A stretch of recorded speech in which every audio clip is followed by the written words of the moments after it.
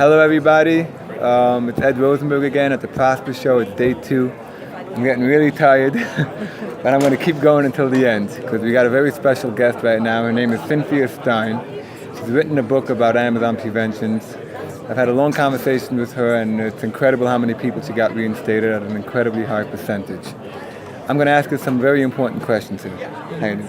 My first question is, can you name me one thing, if that's possible, what a seller can do to prevent suspension? I think the number one thing that a seller needs to do is pay attention to their customer.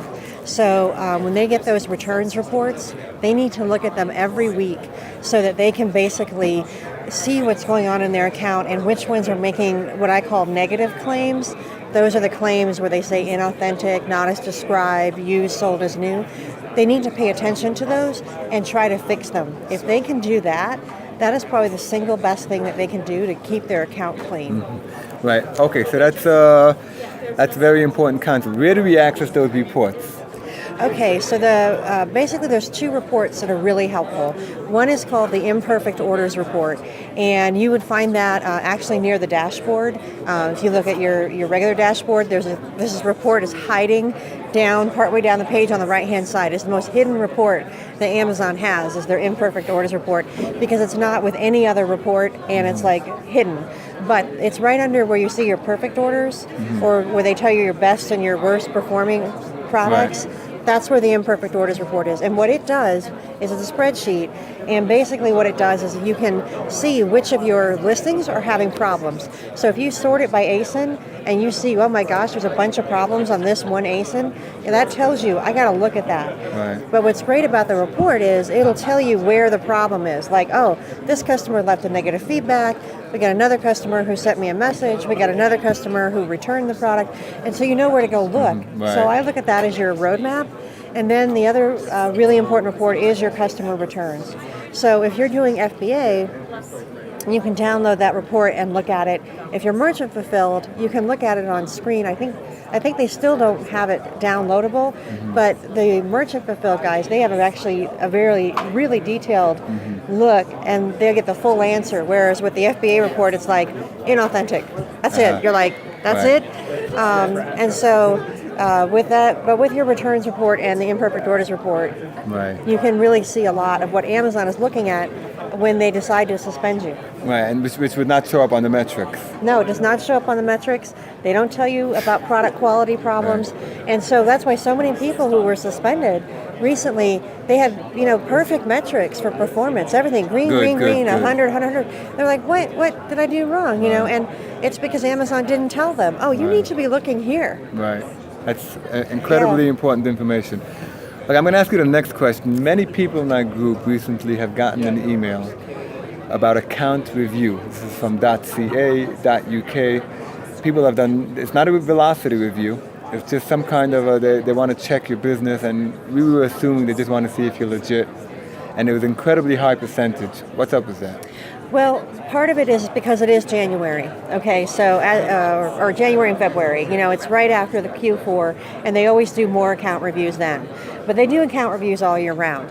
And what they basically are, it is, yes, checking to see that you're legit.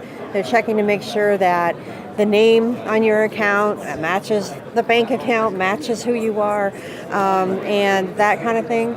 But some people, they're also looking to see what kind of problems you have in your account.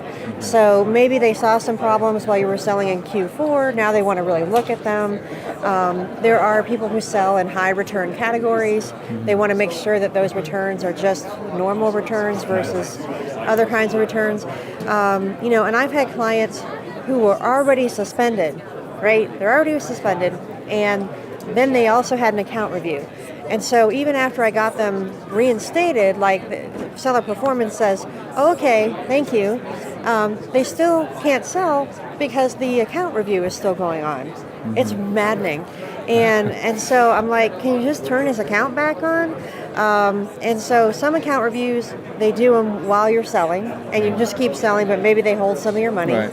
And then others, they do, when you're suspended. And I also know that during the account review, sometimes they will look at some of your products So that's part of why they take a long time sometimes, is they're actually looking at some of your inventory to make sure that it really is what you say it is. You mean like physically looking at it? Yeah. Wow. So that's part of what adds to the process, though, because they have to, it kind of gets in a queue and they have to examine it. Wow. So, because people say, why does it take weeks? Well, it's not that they're sitting there every day for weeks looking at your account. They're not. They just have these little steps that it has to go through, and you can't get back on until they've seen everything. Right. Okay. Good answer. Great. What do you do if a seller threatens to get off the listing? I've seen a lot of that, and it is a tough one because on the one hand, usually if the seller is threatening you through the message system, they are violating, that's a violation. Oh, really? Yeah, they're not allowed to contact anyone through the platform except for the purpose of solving a customer problem. Really? Yeah, so that, first of all, that is a violation. They're not supposed to do that. Technically, like if you get an email from Amazon that says, we have a claim of copyright infringement. It's usually a policy warning, and it says, here, contact this guy, and it's usually a lawyer, and this phone number. Well, you should do that, okay, because that's legit. Right. You get the other ones, you don't know if they're legit because they can say anything, right? And so some guys, they just fight them, or they tell them, go away. And other guys, they'll contact them and say, well, what's your deal? And they'll try to figure out what's going on. So I kind of, usually with my clients, I'll say, look, do a little soft approach. Like basically say, can you tell me, tell me more what's going on, what you're talking about here.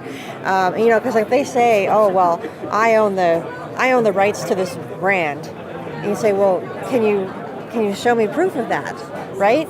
And if they are legit, they can, right? They can say, look, here's my registered trademark, blah, blah, blah, blah. You can't use it. But a lot of times they can't. The only thing that's tough about this, so you can usually just say, go away, but some of them are really belligerent, and this is where it gets tricky because they may go and do some sneaky things. Like they could order your product and then file a violation against you with Amazon and play what I call dirty seller tricks. I have a whole chapter in my book on dirty seller tricks. And so it's kind of hard to say, is this person who's contacted you, are they kind of the evil type, or are they just sort of throwing it out there hoping it will work? And because, again, if they can scare you away with a simple email, why wouldn't they, right? But they may not be willing or ready to really push it or do anything else. And so it's really hard for a seller to tell. But I will tell you that the legitimate ones come from Amazon, and you know it. And be very afraid. Well, act on it, act on it. Right. Yeah. Oh, okay. One follow-up question on that. If somebody contacts me and says that I should get off that listing, am I allowed to report them to Amazon as a policy violation? Yes. So maybe that's just the best thing to do. If somebody threatens me, I can just go straight to Amazon. Yeah, you can just say, this seller contacted me inappropriately through the platform, making outrageous claims. Right. And, what will usually happen is, especially if it's their first time, they'll get a warning from Amazon that says, hey, this is not a proper use of the platform, a little slap on the hand. But if they get enough of these, they will get kicked out. And so if they're a repeat offender, they're out of there. Right. Okay. One last question. This is a very emotionally charged question. Is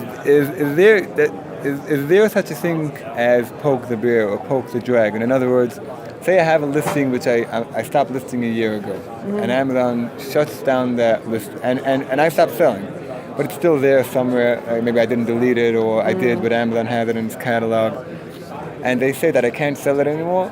And if they want to reinstate it, I have to send them proof. Would that awaken the sleeping dragon and then start looking into other accounts, or is it always better to answer no matter what? Well, okay, so there's several things going on here.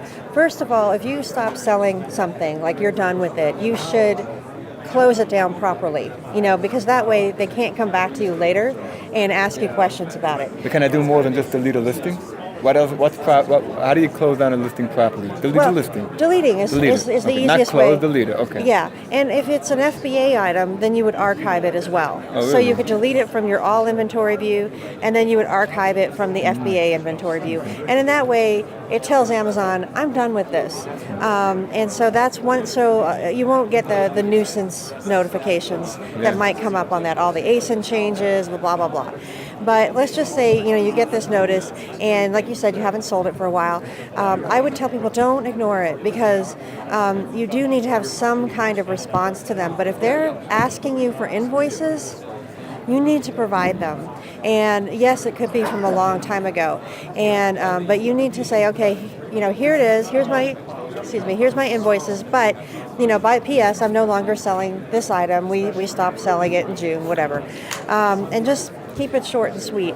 And if they ask you for a plan, you do need to write a plan, because the plan isn't about that one item. The plan is about the issue. So if the issue was, inauthentic or counterfeit, you need to explain how you're working to make sure your inventory is authentic or that it's not counterfeit. And I will add as a PS, inauthentic is not about counterfeit per se, it's about where you bought your inventory. And so a lot of sellers are very reluctant to answer these inquiries from Amazon because they know they bought from the gray market. And Amazon is shutting down the gray market. And if Amazon doesn't think that your source is a legitimate source, people are worried, like, okay, I'm going to get kicked out, right? And so this is where you talk about poking the bear. Like, if I go and I admit that this is maybe, from this guy who's not exactly an authorized source, or he's 4 or 5 degrees removed, or whatever it is, you think, oh man, is that, asking for trouble? Well, no. And the reason I say this is because you're already in trouble. And so it's too late, and it's not going to make things worse, but you may need to basically, confess. Like, say, look, here's my invoice. I bought it from this guy, but now in hindsight and reflection, I realized that he didn't have the right to sell it to me, right? He wasn't a legitimate source. But hey, that was 6 months ago before I knew better. Now I'm doing this. But can't they suspend you for that, or they wouldn't? You don't think they would do that? I don't think they would suspend you for that unless they were going to already. That's Right. what I tell people. Like, if they, because when someone comes to me and they're suspended for inauthentic, that's how I get them back. Is I basically, we confess that what they did, and we say that we're not going to do it again, and they get back. Right. So what I'm telling you is it's better just to be honest, because people who submit fake invoices or things like that, makes it worse, because then they're on record for sending in a fake invoice, and when I come in later to try and fix it, and I'm giving them the right invoice, it's Amazon knows what's going on. And the thing is, selling on the gray market buying from the gray market is not a crime. It's against policy, though. But it's against policy, and it's not what Amazon wants on their platform. So the thing is, if you sort of repent, if you confess and repent, you can get back on the platform. What is bad news for a lot of my clients, though, is they really can't buy from those sources anymore. And that's the hard part for most of my clients. I mean, I had one client say to me, well, then where am I going to find inventory to sell? And I'm like, somewhere else. Right. Yeah, but it has to be, a legitimate source. So, but yeah, as far as, will it make it worse? I mean, I've had clients where they've just asked a question, like they weren't suspended. They asked a question, and boom, they were suspended. And that was, they were like, did I call attention to myself? And no. What I would say, what happened in that case, and what often happens, is that Amazon makes mistakes in their responses. So a lot of stuff is auto-respond, and it's being looked at very quickly, and they're just pushing out this, pushing out that, pushing out that. So I've seen clients get wildly inappropriate emails, based on, a question they asked or something. Like, it has nothing to do with what they asked. And they're like, what is this garbage, right? And usually if you go back, and try again and say, I think this was sent to me by mistake, half the time they'll say, oh, whoops, you're right. And I've had clients who got suspended where we said, we don't understand why we were suspended. We never got a suspension notice. We we just asked a question about this. We think it's a mistake, and then we'll get like a response. Oh, well, sorry. No, they never say sorry. I'm just kidding. They're just like, oh, we made a mistake, and then they turn them back on. So that's the thing. It's people say, oh, if I just never talk to Amazon, I won't get suspended, and that's not true. I think it's better to communicate with them, especially if you have something to say, like, Right. I fixed this problem, I did that, I'm responding to something Amazon sent me, you should. Cynthia, that was a really informative interview. I really appreciate it, and we'll be in touch. Thank you very much. All right, thank you. Thank you.